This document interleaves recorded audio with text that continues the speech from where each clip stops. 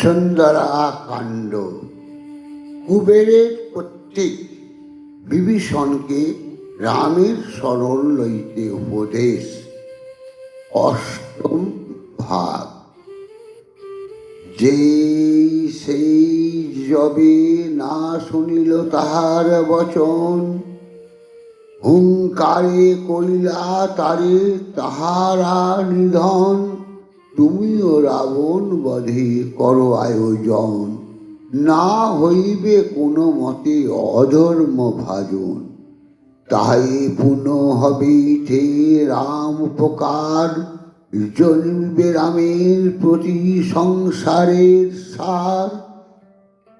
রাম লাগি যদি কেহ করে পাপ কর্ম, সেই হয় সর্বশাস্ত্রে সিদ্ধ মহাধর্ম। অতএব সকল সংশয় পরিহরি, যাহ রাম নিকটতে তুমি তরা করি। রাম কার্য সাধো গিয়া প্রাণপণ, তরিবে সকল দুঃখ পাবে প্রেমধন। মহেশের মুখে শুনিয়া তেগ বচন, অতি আনন্দিত চিত্ত হইলা বিভীষণ।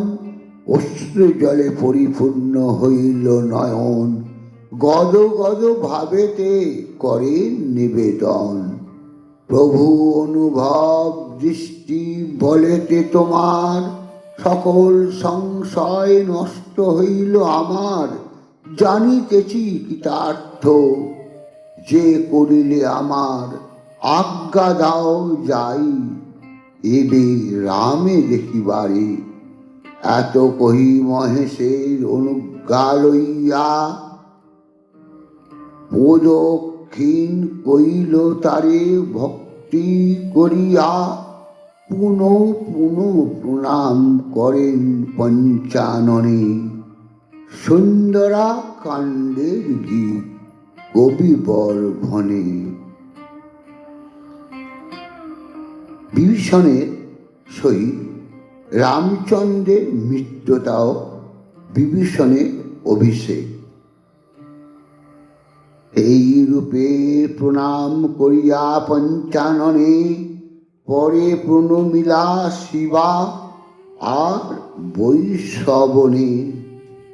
তবে চারিজন মন্ত্রী সঙ্গেতে লইয়া, চলিলা শ্রীরাম কাছে আনন্দিত হইয়া। আকাশে রামের পাশে যায় বিভীষণ, সাগর কূলেতে থাকি দেখে কপিগণ। সম্ভ্রমে বানর সৈন্য করে তোলা পাড়া, দপ পাথর লয়ে সবই হয় খাঁড়া। মহাবল পরাক্রান্ত দেখিতে ভীষণ, সবে বলে মার মার এই তো রাবণ। অন্তরিক্ষে থাকি বলে আমি বিভীষণ, রামের চরণে আমি লইব শরণ। কহে বিভীষণের সংবাদ দূতগণ, বসিলেন মন্ত্রণা করিতে মন্ত্রীগণ। সুগ্রীব বলেন শুনো, এ নহে উচিত, ছল করে যদি আর করে বিপরীত। জাম্ববান পাত্র বলে বুদ্ধে বৃহস্পতি, বৈরে নিকটে আনা নহে মমমতি।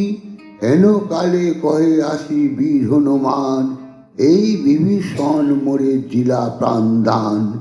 মিত্রতা যদ্যপি হয় রাম বিভীষণে, বিভীষণ সহায়ে সংহারিব রাবণে। শ্রীরাম বলেন শুনো, সুগ্রীব ভূপতি, অন্যরূপ না ভাবিহ বিভীষণ প্রতি।